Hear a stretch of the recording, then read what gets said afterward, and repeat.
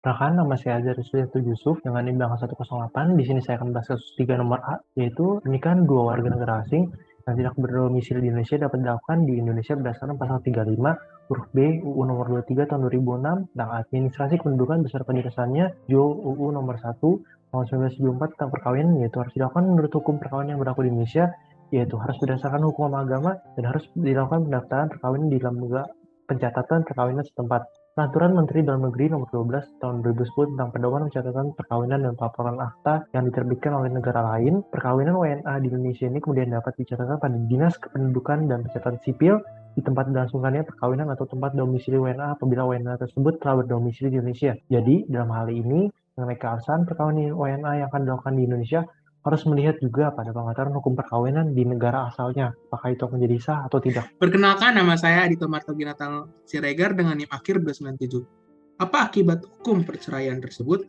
Menurut kelompok kami, konsekuensi atau akibat hukum perceraian terhadap harta bersama diatur dalam pasal 37 UU nomor 1 tahun 1974 tentang perkawinan atau UUP yang menyatakan bila perkawinan putus karena perceraian, harta bersama diatur menurut hukumnya masing-masing.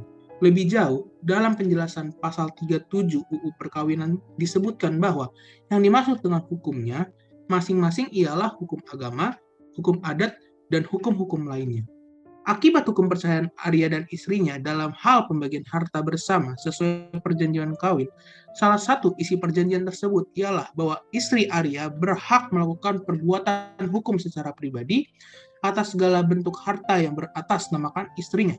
Sehingga sebuah penjualan rumah yang sertifikatnya atas nama istrinya ataupun harta lain yang atas nama istrinya tidak perlu meminta persetujuan Arya, termasuk penjualan rumah kepada Laksmi. Perkenalkan, nama saya Gunagerat Sinaga dengan NIM akhir 020. Saya di sini akan menjawab soal nomor 3 bagian C. Di Indonesia, ketentuan mengenai perkawinan diatur dalam Undang-Undang nomor 1 tahun 1974 tentang perkawinan atau UU Perkawinan. Perjanjian kawin diatur dalam pasal 29 ayat 1 UU Perkawinan dan putusan Mahkamah Konstitusi nomor 69 tahun 2015. Putusan MK nomor 69 tahun 2015 tersebut telah memperluas makna perjanjian perkawinan sehingga perjanjian perkawinan tak lagi dimaknai hanya sebagai perjanjian yang dibuat sebelum perkawinan, tetapi juga bisa dibuat selama ikatan perkawinan. Berdasarkan hal tersebut, mengenai pencatatan perjanjian kawin dalam pasal 29 ayat 1 UU Perkawinan, dapat diketahui bahwa jika perkawinan ingin mengikat juga bagi pihak ketiga, maka harus disahkan oleh pegawai pencatat perkawinan atau notaris. Izin melanjutkan, perkenalkan, nama saya Franito Sidarta Rastua Tamubolon dengan di belakang 077. Perjanjian kawin harus didaftarkan untuk memenuhi unsur publisitas dari perjanjian kawin yang dimaksud, supaya pihak ketiga atau di luar pasangan suami atau istri